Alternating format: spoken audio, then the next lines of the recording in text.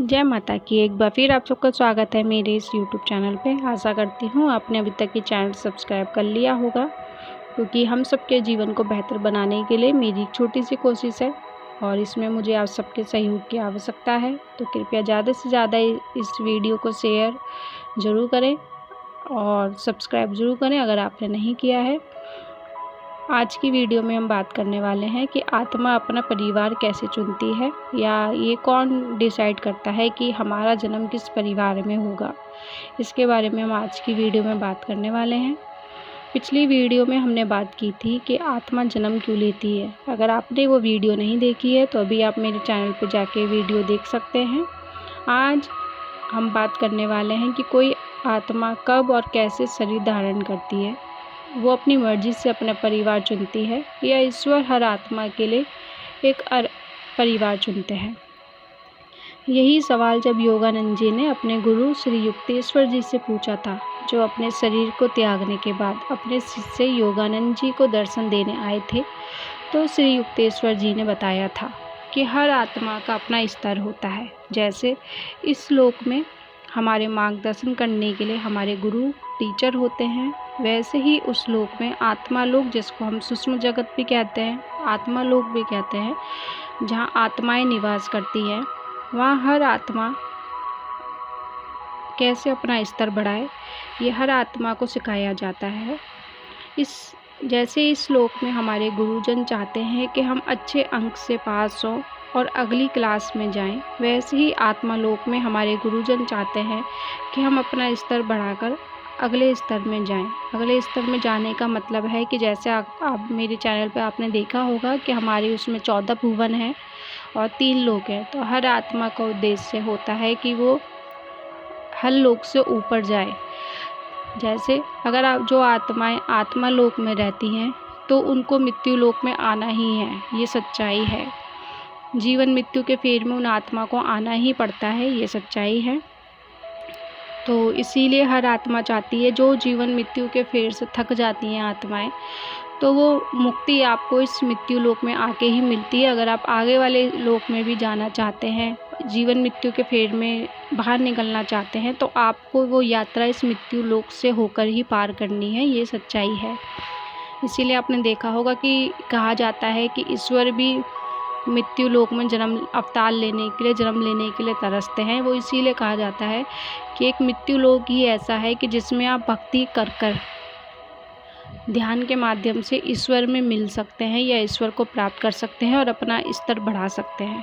तो जो भी आत्मा लोक में हमारे गुरुजन होते हैं, वो चाहते हैं कि हर आत्मा अपना स्तर बढ़ाकर अगले स्तर में जाए, मतलब अगले लोक में जाए, और वो इस जीवन मृत्यु के फेर से बाहर निकलकर अपनी आगे की यात्रा प्रारंभ करें।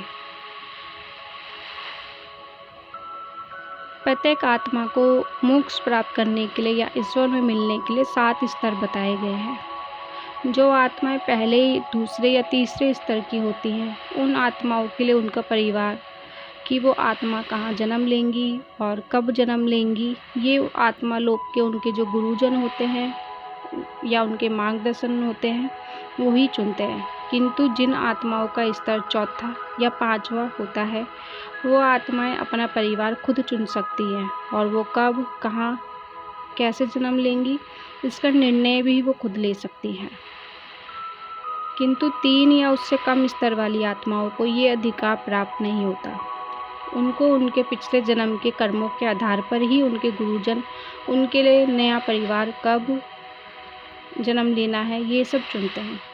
3 या उससे कम स्तर वाली आत्माओं के मना करने के बावजूद भी उनको जन्म लेना ही पड़ता है। उनको मना करने का अधिकार नहीं होता है। अगर उनके गुरुजन ने उनके लिए डिसाइड कर लिया कि अब उनको मृत्यु लोक में या नया जन्म लेना है, तो चाहे उस आत्मा की इच्छा हो या ना हो, उसको जन्म लेना ही होगा।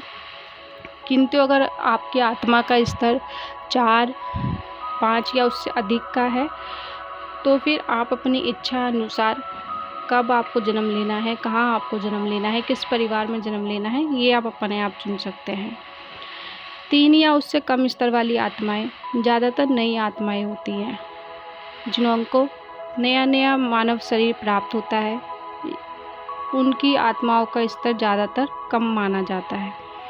और 4 या उससे अधिक वाली आत्माएं पुरानी आत्माएं होती हैं, जो बहुत बार जन्म ले चुकी होती हैं, जो केवल अपना स्तर बढ़ाने के लिए, इस जीवन मृत्यु के फेर को ख़त्म करने के लिए और आगे के लोक में जाने के लिए, ईश्वर की तरफ अपनी मुक्ति के लिए कार्य करने के लिए इस मृत्यु लोक में आती हैं, नया शरीर धारण करती है।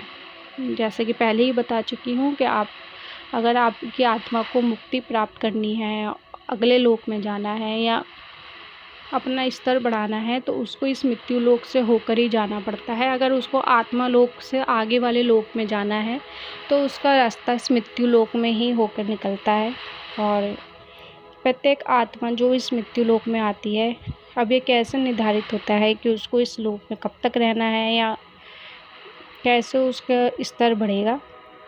तो ये जो हमारे आत्मा लोक में हमारे गुरुजन होते हैं, मार्गदर्शन होते हैं, हर आत्मा को एक उद्देश्य दिया जाता है कि आपको, जैसे हमको कॉलेज में पास करने के लिए एग्ज़ाम दिए जाते हैं, वैसे ही हमको दिया जाता है कि कोई भी 3 उद्देश्य हमारी आत्मा को बता दिए जाते हैं कि आपको मृत्यु लोक में जाना है, लेकिन इन 3 चीज़ों पे आपको काम करना है, ये 3 चीज़ें आपको नहीं करनी है। अब क्योंकि आत्मा इस मृत्यु लोक में आती है, तो वो भूल जाती है कि आत्मा लोक में उनके गुरुजन ने उनको क्या बताया था और कैसे बताया था, क्या करना था, सब भूल जाते हैं और वो नए कर्म बना लेती हैं, क्योंकि वो इस लोक को माया लोक भी कहा जाता है। नए कर्म बना लेती हैं, नए अपनी इच्छाएं बना लेती हैं और फिर उनको पता नहीं चलता। इसलिए कहते हैं कि आत्मा लोक से, मृत्यु लोक से बाहर जाना या अपने कर्म बंधनों को ख़त्म करना इतना आसान नहीं होता। तो उसमें कहा जाता है, हमारे इसीलिए कहा गया है वेदों में, ऋषि मुनियों द्वारा बताया गया है कि क्यों हर मनुष्य को ध्यान साधना करना आवश्यक है, क्योंकि ध्यान और साधना के माध्यम के द्वारा ही आप अपनी आत्मा के उद्देश्य को समझ सकते हैं, या आप किस स्तर की आत्मा हैं ये आप जान सकते हैं, और किस उद्देश्य से आप इस धरती पर आए हैं वो जान सकते हैं।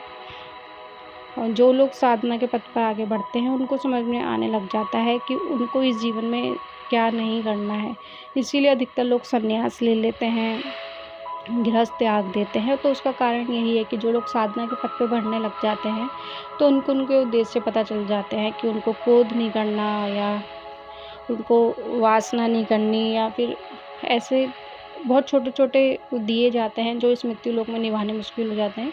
तो उन सब चीज़ों से बचने के लिए जो कई होते हैं सन्यासी, वो सन्यास लेना पसंद करते हैं कि ना ही हमारे आस-पास कोई रिश्ते होंगे, नाते होंगे, ना ही हमारे अंदर कोई मोह बनेगा या कोई नए कर्म बंधन बनेंगे।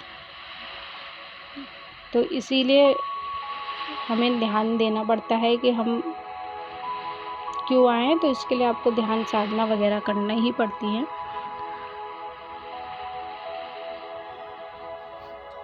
तो इसीलिए अगर आपको लगता है कि आपका इस परिवार में जन्म क्यों हुआ, और कोई, जैसे हम कई बार जन्म लेते हैं तो हमको लगता है ये परिवार तो हमारे लिए था ही नहीं, या हमने इस परिवार में जन्म क्यों ले लिया, तो इसका मतलब होता है कि वो परिवार आपने, अगर जानना चाहते हैं आप लोग कि आपने परिवार खुद चुना है या फिर आपके गुरुजन ने आपके लिए चुना है, तो आप ध्यान का सहारा ले सकते हैं। क्योंकि मैंने हर बार में एक ही बात कहती हूँ कि दुनिया के हर सवाल का जवाब आपके पास ही है, आपकी आत्मा के पास ही है। इसीलिए आत्मा को परमात्मा कहा गया है। तो अगर आपके मन में अपने जन्म को लेके कोई भी सवाल है, तो उसका जवाब केवल आप ही पा सकते हैं, खुद के द्वारा। तो इसीलिए मैं कहती हूँ कि हमारे जो सनातन धर्म में इसीलिए मेडिटेशन को, ध्यान साधना को सबसे ज़्यादा महत्वपूर्ण बताया गया है, केवल इसीलिए क्योंकि ये इस तरह समझिए कि ये मृत्यु लोक हमारे लिए एक परीक्षा का हॉल है, मतलब एग्ज़ाम हॉल है, जहाँ हम एग्ज़ाम देने आए हैं। मात्र 3 घंटे बिताने के लिए हम इस मृत्यु लोक में आए हैं, और जो हमको उद्देश्य दिए गए हैं, अब हमें वो उद्देश्य याद नहीं है, तो उसको याद रखने का तरीका यही है कि आप ज़्यादा से ज़्यादा ध्यान मेडिटेशन द्वारा करें और समझें कि इस आपके उद्देश्य क्या हो सकते हैं जो आपको इस जीवन काल में पूरे करने हैं। कोशिश करनी चाहिए हम सबको कि हम कोई नया इच्छा ना बने, लेकिन ये बहुत नामुमकिन सी बात लगती है कि क्योंकि हमें याद ही नहीं है कुछ अपनी आत्मा के बारे में, हम कितनी बार जन्म ले चुके हैं या हमारा स्तर क्या है, आत्मा का स्तर क्या है, ये हमको पता ही नहीं है। तो कोशिश करिए कि अगर आप जानना चाहते हैं आपके आत्मा का स्तर क्या है, तो उसका जवाब केवल आप ही पा सकते हैं, आपके लिए कोई और नहीं पा सकता। ये आप किसी के द्वारा अगर आप किसी से पता लगवाना भी चाहें तो मेरे को नहीं लगता है कि कोई और आपको बता सकता है, ये आप खुद ही जान सकते हैं। तो आज की वीडियो में हमने बात करी कि नई या पुरानी आत्माएं कौन होती हैं और कैसे अपने परिवार को चुनती हैं। अगर ये वीडियो आपको पसंद आई है तो चैनल को सब्सक्राइब ज़रूर करिए, और ये वीडियो ज़्यादातर लोगों तक पहुँचे उसके लिए वीडियो को लाइक, शेयर, कमेंट ज़रूर करना कि आप अपने स्तर को बढ़ाने के लिए आप क्या करते हैं। अभी तक की वीडियो सुनने के लिए आप सभी को धन्यवाद है। आप सभी को जय माता की, जय गुरुवर की।